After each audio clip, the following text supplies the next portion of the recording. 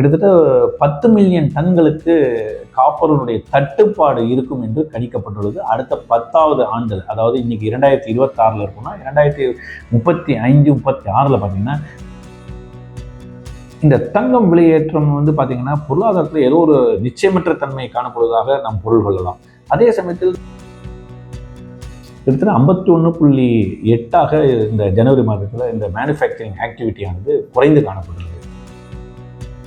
ஒரு மைனிங்லேருந்து நம்ம எடுக்கக்கூடிய காப்பருடைய அளவானது உடனடியாக அதன் மீதான இன்வெஸ்ட்மெண்ட் செய்து அதிலிருந்து உடனடியாக உற்பத்தி திறனை அதிகரிப்பதற்கான வாய்ப்புகள்.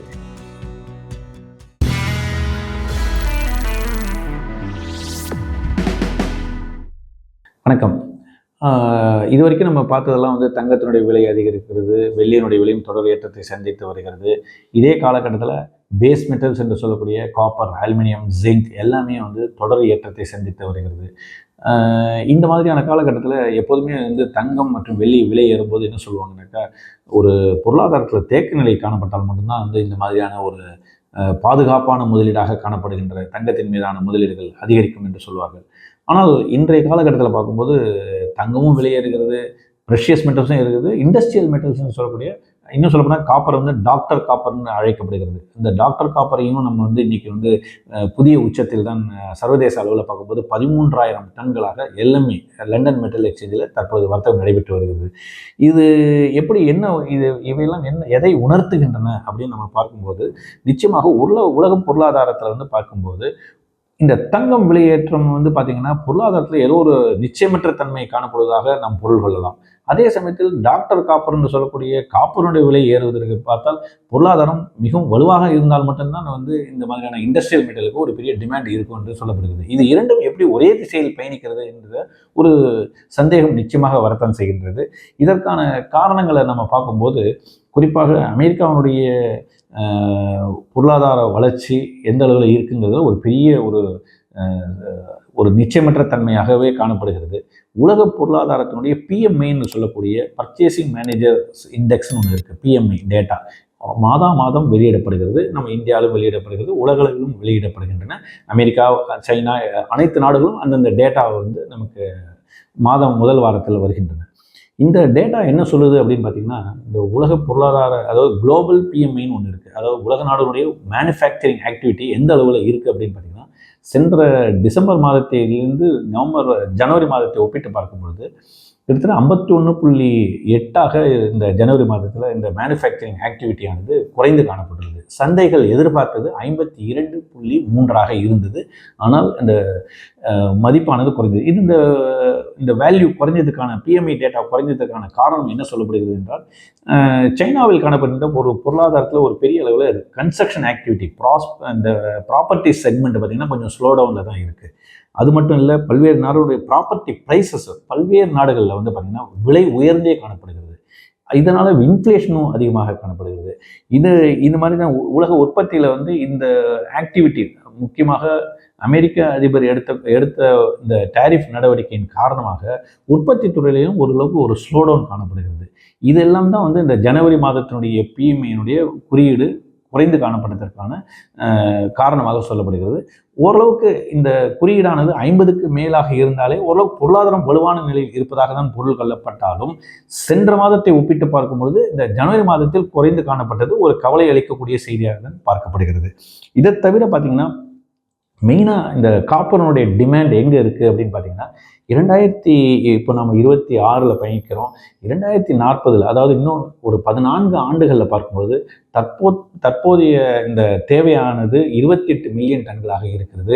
இதனுடைய அளவானது வரும் இந்த 2040ஆம் ஆண்டு காலத்தில் பார்க்கும்போது 42 மில்லியன் டன்களாக தேவை அதிகரிக்கக்கூடும் என்கின்ற செய்தி இருக்கிறது.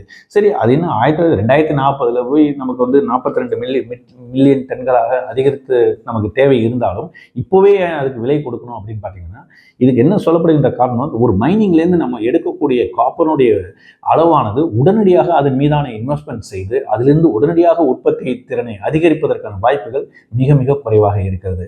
அதாவது இப்போதைய தேவையை ஈடுகட்ட நீங்கள் ஆரம்பிக்க வேண்டுமானால் ஒரு மைனிங்கை தேர்ந்தெடுத்து அதை மைனிங் செய்து அதிலிருந்து ப்ரொடக்ஷன் உற்பத்தி செய்து அதை சந்தைக்கு கொண்டு வருவதற்கு கிட்டத்தட்ட ஒரு 10 ஆண்டுகள் குறைந்தபட்சம் ஆகும் என்ற நிலையில் பார்க்கும்போது இந்த காப்பருடைய டிமாண்ட் ஏற்கனவே நம்ம வந்து பல்வேறு தடைகளில் மீறி நம்மளுடைய இந்த பேஸ் மெட்டல்ஸ்லாம் வர்த்தகம் நடைபெற்று இருக்கும்போது இந்த மாதிரியான ஒரு சப்ளை சைடில் ஒரு ஸ்டாக்னேஷன் வரும்போது, ஒரு தேக்க நிலை வரும்போது மறுபடியும் மீட் அவுட் பண்ண முடியல.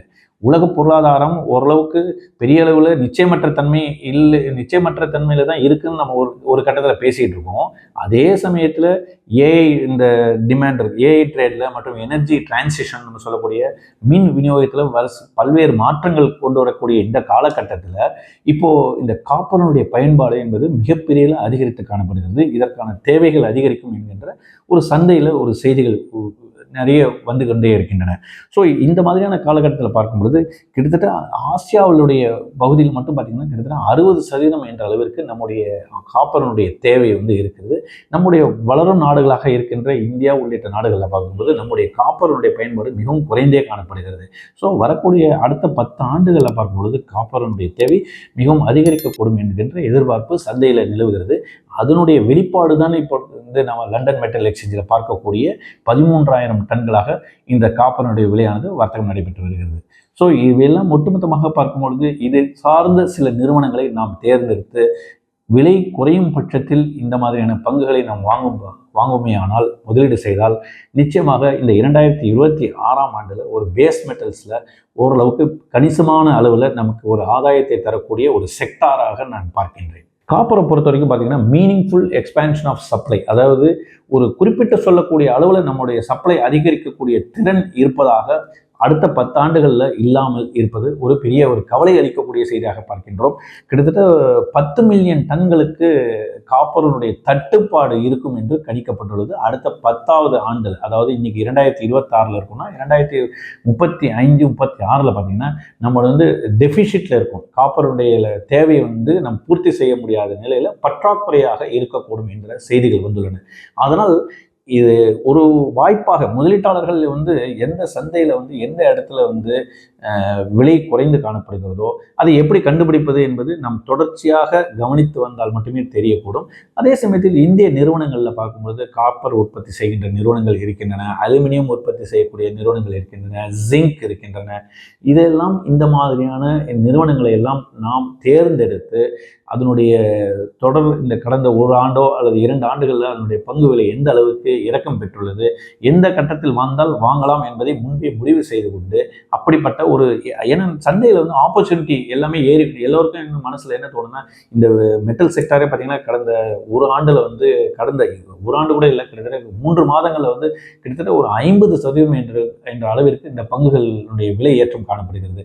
ஸோ செய்திகள் ஆப்பர்ச்சுனிட்டி என்பது நிச்சயமாக சந்தையில் வரக்கணும் நிச்சயமாக நான் எதிர்பார்க்கிறேன். ஏதோ ஒரு காரணத்தினால் சந்தைகள் வேறு காரணங்களால் இறங்கும்போது அந்த ஆப்பர்ச்சுனிட்டியில் நாம் வந்து பயன்படுத்தி கொண்டு இந்த மாதிரியான துறை சார்ந்த சில நிறுவனங்கள் கமாடிட்டியில் வந்து சைக்கிளிக்கல் ஸ்டாக்ஸ், அதாவது ஒரு தேவை மிஸ்மேட்ச் இருக்கும்போது சப்ளைக்கும் டிமாண்டுக்கும் மிஸ்மேட்ச் இருக்கும்போது இந்த விலை ஏற்றம் என்பது தவிர்க்க முடியாத செய்தியாக தான் இருக்கும். ஆனால் இது எவ்வளவு காலத்துக்கு நீடிக்கும் என்பது யாராலும் அறிவித்து கூற முடியாது. தொடர் கவனிப்பில் இருந்து நமக்கு எந்த அளவுக்கு நமக்கு ப்ராஃபிட் ஆதாய பதிவு செய்ய வேண்டுமோ அந்த காலகட்டத்தில் நம்ம வந்து நிச்சயமாக ஆதாய பதிவு செய்து அதன் மீதான ஒரு முதலீட்டு ஆதாயத்தை நிச்சயமாக நாம் பெறலாம்.